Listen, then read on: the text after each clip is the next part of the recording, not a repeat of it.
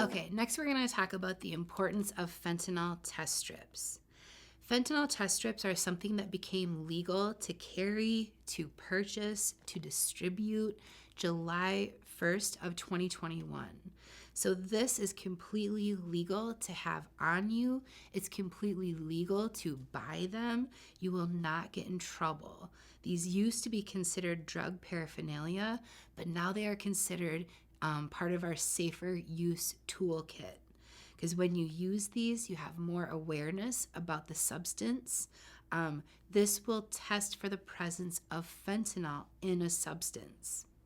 This will not tell you how much fentanyl is in that substance, but it will tell you if it is in there. It only tests for fentanyl, so it does not test for any other substances.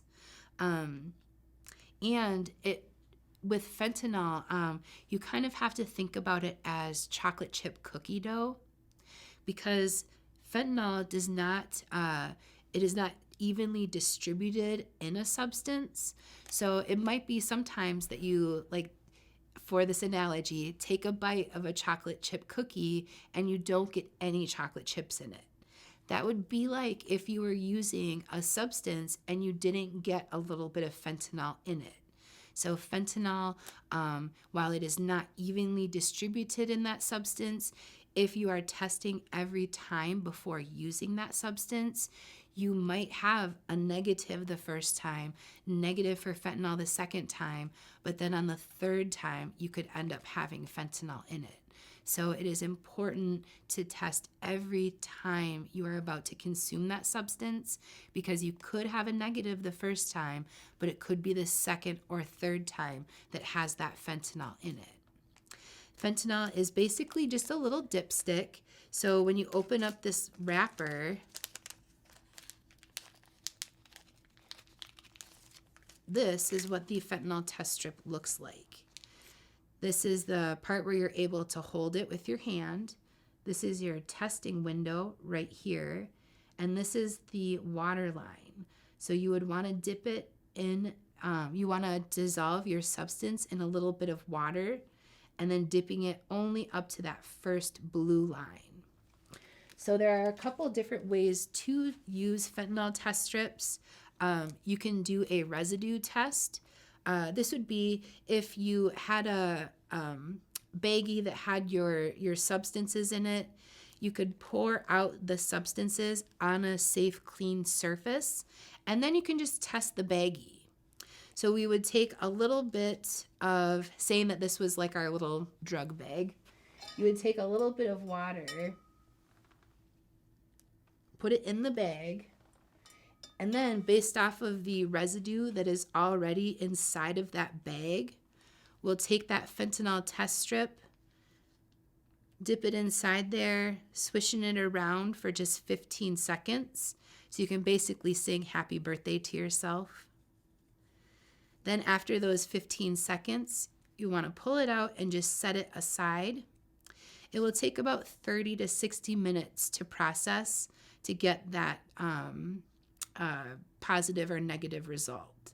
So give yourself 30 to 60 minutes, then you should start to see some lines that are going to be forming here. I can already see very faintly, we're getting 2 pink lines right there. So looking at our fentanyl test strip packaging, we can see 1 line is positive for fentanyl, 2 lines negative for fentanyl, and then you can also get an invalid reading. So if you have a 1 line that's at the bottom or no lines at all, that would mean that you have an invalid reading. So when we're looking at this, we can see that the little baggie does not contain fentanyl in it. Even if it's a very faint line, that would still be valid for a negative result. Another way that we can test is by taking a clean vessel, clean cup of some kind, and then grabbing a small amount of the drug itself. So this is my Dayquil. So we are going to test this Dayquil to see if it contains fentanyl. So I've already broken this pill in half so that I can get a couple granules off of it for testing. So we're going to drop just a couple granules of this pill into this bag. So a person could test pills, they can test powders.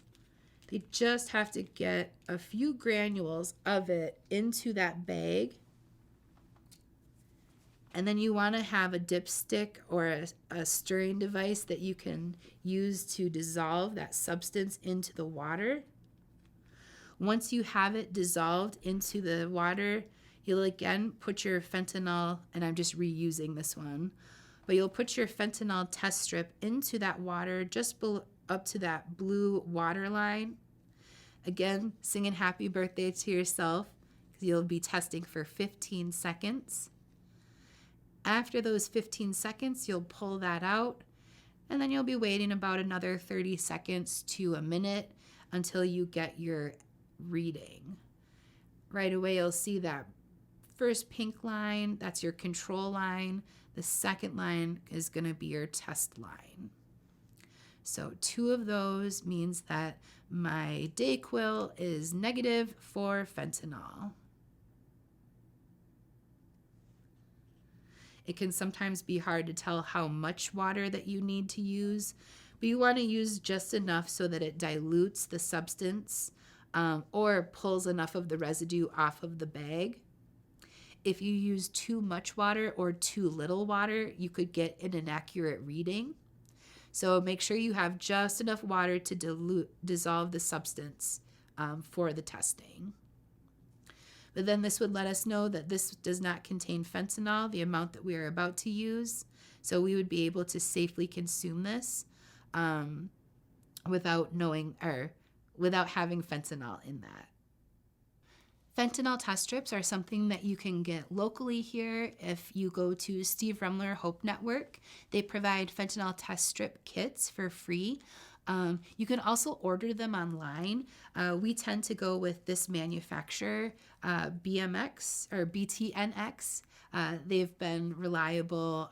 People have used them and had good experiences with them. So BNTX is the distributor if you wanted to order them online.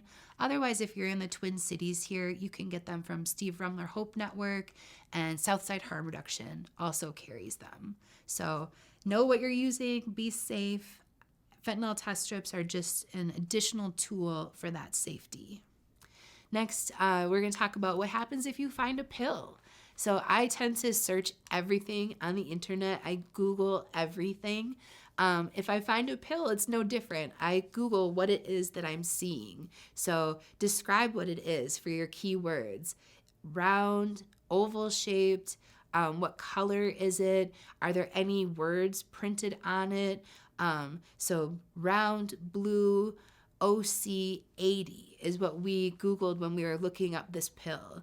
And this would tell us that it's an Oxycontin, though it doesn't really tell us if it's a real pill or not, because this could still be a fake pill, especially if it isn't purchased from a doctor or a pharmacist. So we can do a Google image search to see if it's a good fake, but it's not a fentanyl test strip, so it will not tell you if it has fentanyl in it or not. So still be careful if you did not buy that from the doctor or from a pharmacist. Once you know what you are looking at, then you can also Google what that pill is plus recreational, and you can see why someone might be using it for ulterior uses. There are things like gabapentin.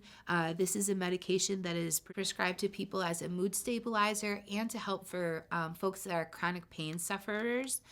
But if you end up taking 2,500 milligrams of that medication, which is way more than what is prescribed, it actually can have opiate-like effects for the person who consumes it. So if you're seeing a lot of a pill and you're wondering, why am I seeing this? Google it. Google what that pill is plus recreational, and you could find ulterior uses for that medicine.